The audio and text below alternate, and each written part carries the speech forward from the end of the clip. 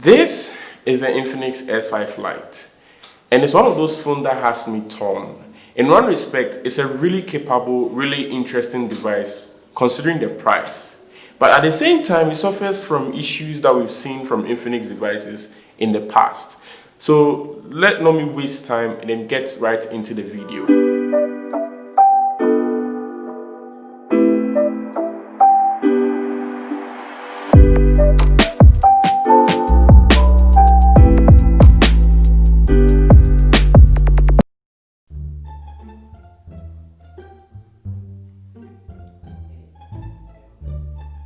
Like right now. For real? Okay, so yeah, so yeah, I don't want to look like Shaq. So first things first, I'd like to talk about the pros. And in my opinion, the design of this device is one of the best features of this phone. It's a design we've not seen from Infinix phones in the past. So in that respect, it's pretty refreshing. Between the clean lines and how the phone looks, I feel it's a step up for this generation. Aside from that, we have some clicky buttons and of course a textured power button, which I personally like. When you turn the phone over, you are greeted with a huge display and an Infinity O camera cutout, which I prefer over a notch or teardrop cutout, and don't even notice it because the screen distracts me from it. We also have an amazing battery life on this phone. I mean, I'm able to easily get a full day out of this, and I start my day at 5 a.m. Going back to the front camera, it also serves as a face unlock feature, and oh boy is it fast. I use it all the time. It works so well that I sometimes even forget about the other unlocking methods I have set up on this phone. And I also really appreciate the fact that Infinix added an option to still stay on the lock screen after unlocking with your face. What's your point in the video where I talk about the cons? And the first on the con list, in my opinion, is the camera. For this price point, the camera is kind of good, or let's say decent, when you give it ideal lighting. Even with that, you won't get consistent results. Sometimes the pictures are actually really good. Sometimes you'd ask yourself, like, why do I even bother with this phone's camera?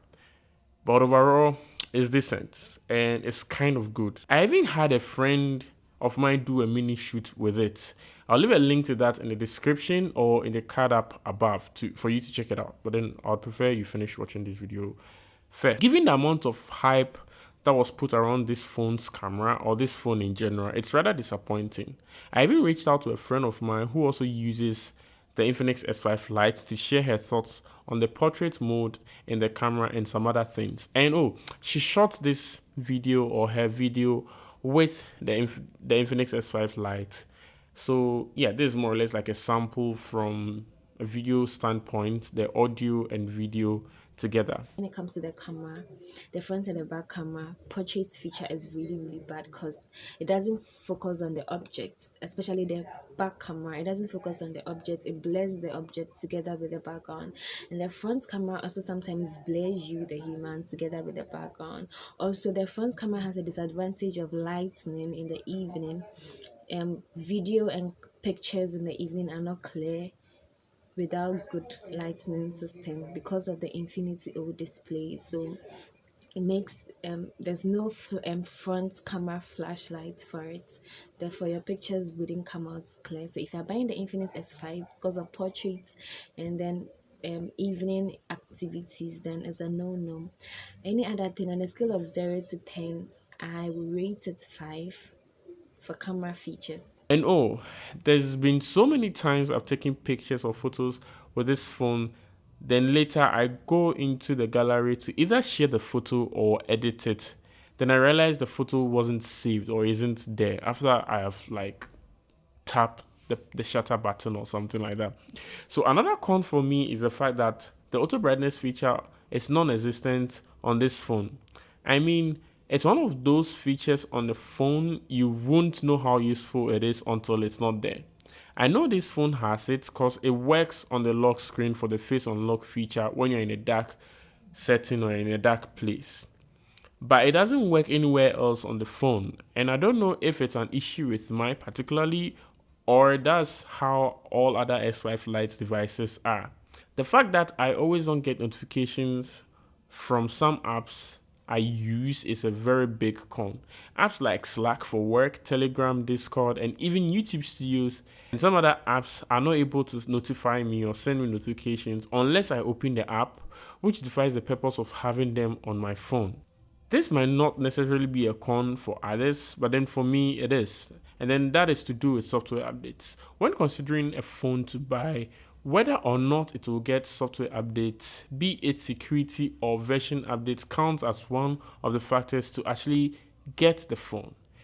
And from the looks of things, I don't think this phone would get an Android 10 update anytime soon or even ever. But what I'm actually hoping for is that Infinix fixes the other three cons I mentioned earlier with a software update, like security patch or something.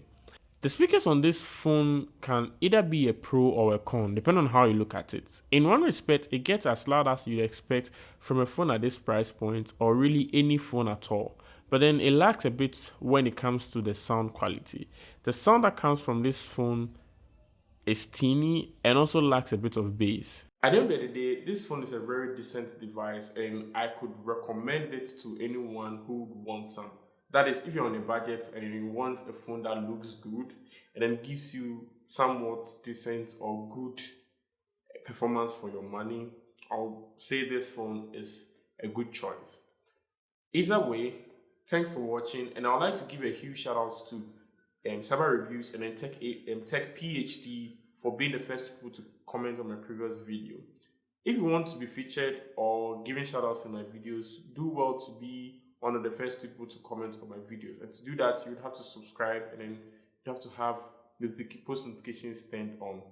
So yeah, until next time, stay safe.